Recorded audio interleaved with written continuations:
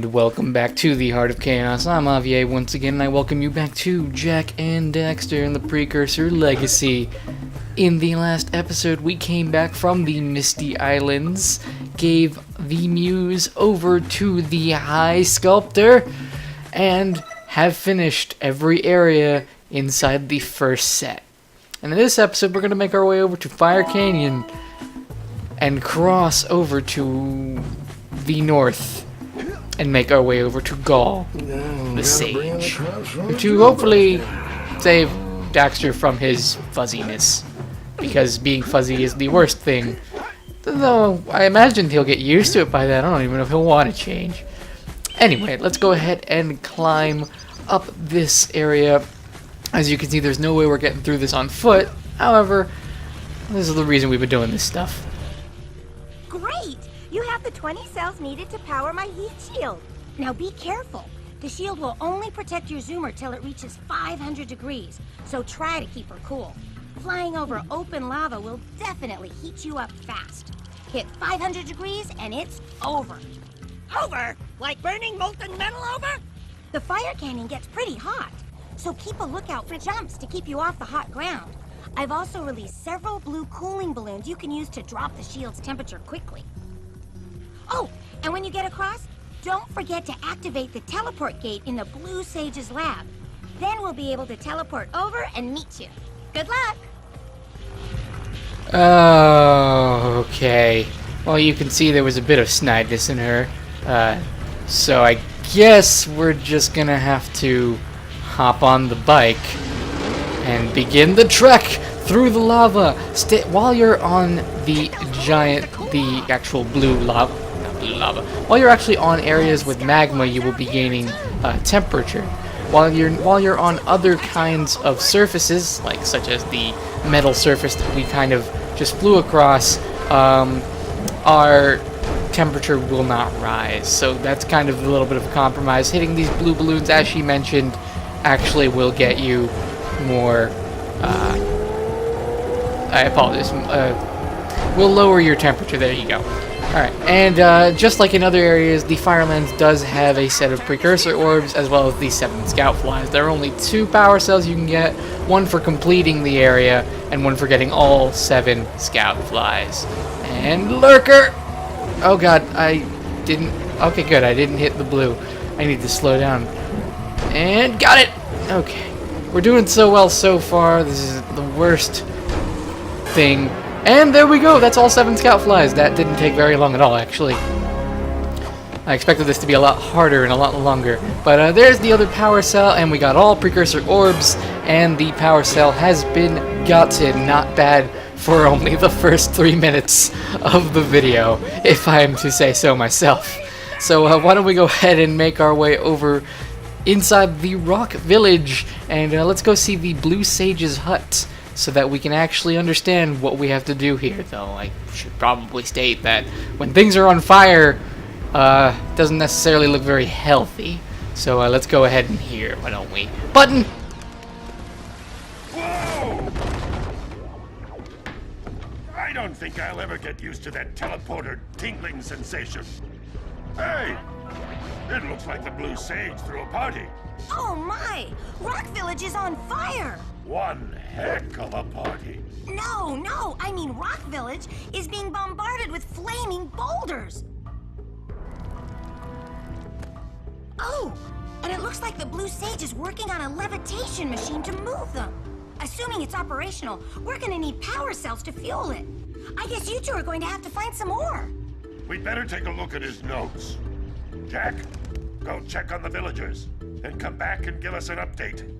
And take the furball with you. Well, looks like we're gonna have to go inside of the village to understand things. And we brought the birdie with us! Yes, he's the best character in 2014. Let's go ahead and talk to Samus and Kira again, just to understand a bit more.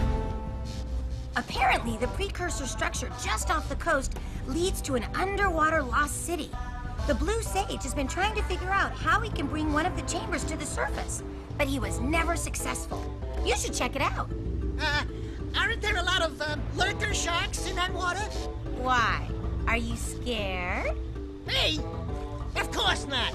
Just looking out for Jack here. You know what a chicken he can be. Well, if you swim out over the coral reef, I doubt the lurker sharks will bother you. They don't like shallow water.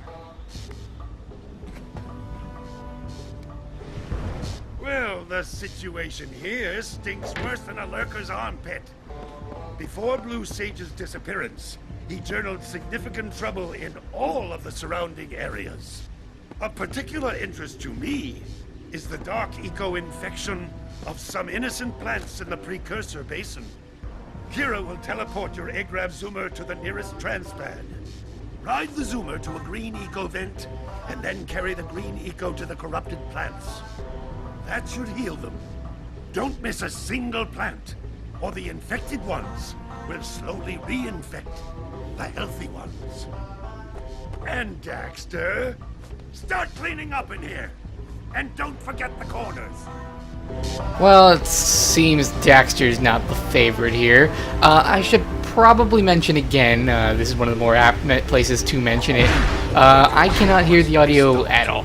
Like, with the PS3 being so loud, and I imagine you can hear it in recordings, especially with my new setup, it's much more obvious than it used to be. So I cannot hear any dialogue at all. I'm going solely based on memory. Hopefully I'll be able to fix this if I ever do another PS3 game, but I don't believe anything's going to change in this specific series. If it becomes a massive problem, please let me know, and I will do my best to work things around as need be. Anyway, we've already gotten 2 scout flies. I should probably go over some changes here. You might notice in Rock Village there are 50, just as there are in Sandover Village, that you're going to notice a difference pretty soon.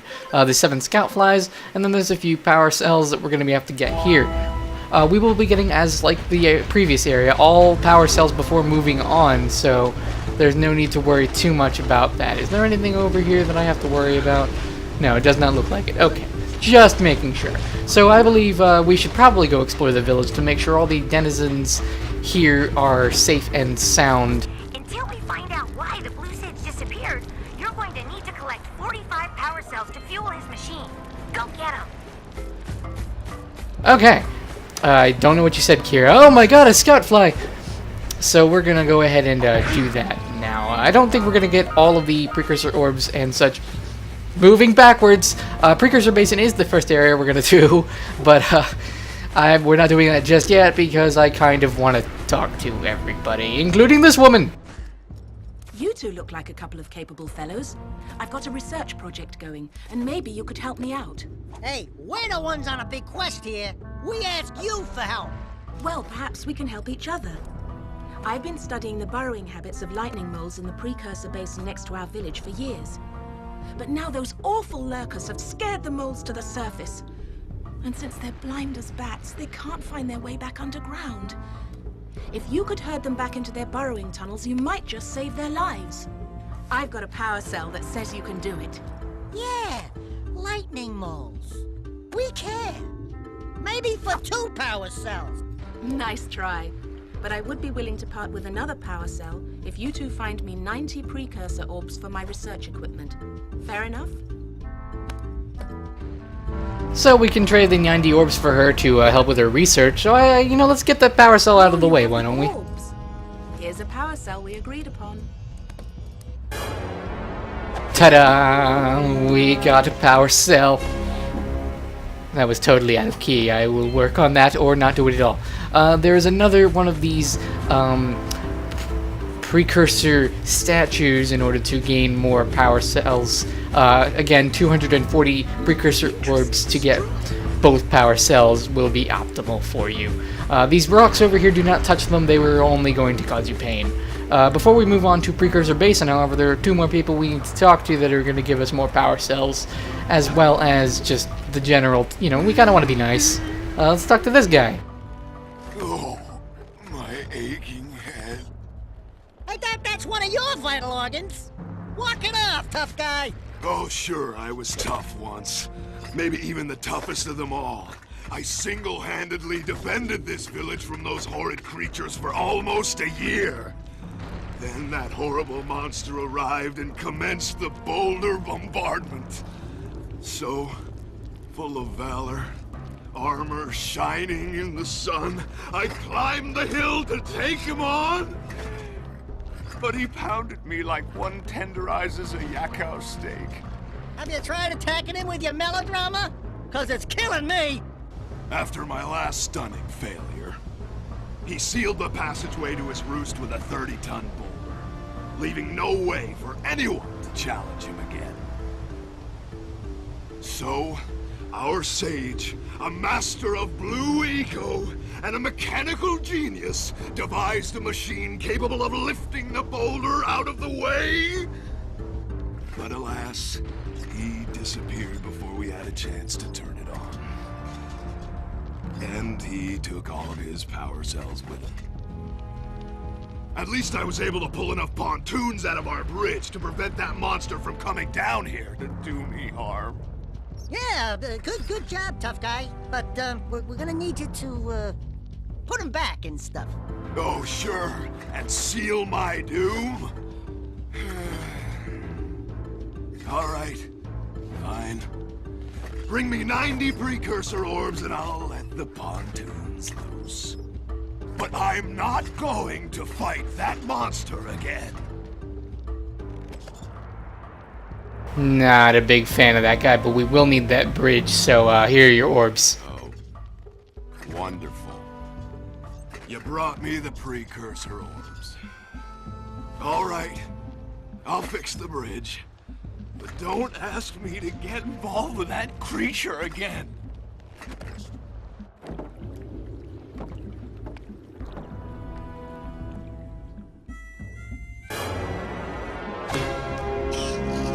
So I don't know if you're catching on at this point, but I kind of want to talk about one thing.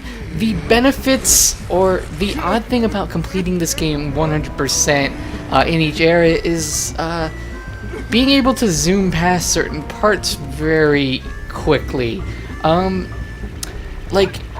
Actually, fun fact, if you get everything done, like, within a certain area, both areas 1 and 2, 100%, I don't know why I'm not being able to talk, you actually can skip the third area entirely if you don't even want to do it, which is very weird. Anyway, let's talk to this one last guy before we continue on our adventures.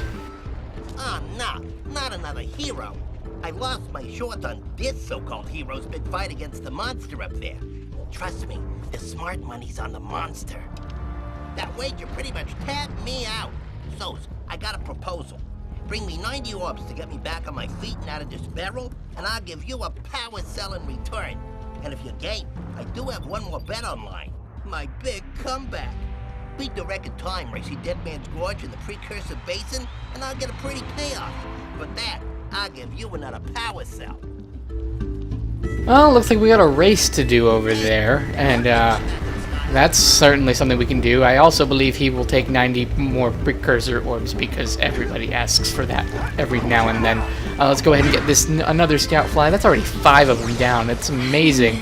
But I believe in the next episode of Jak and Daxter and the Precursor Legacy, we're going to go ahead and make our way over to Precursor Basin and gain all of the stuff we can do over there. Why do you... No, I didn't mean to talk to you. Shut your face. You should hurry. The direct signal isn't good for No.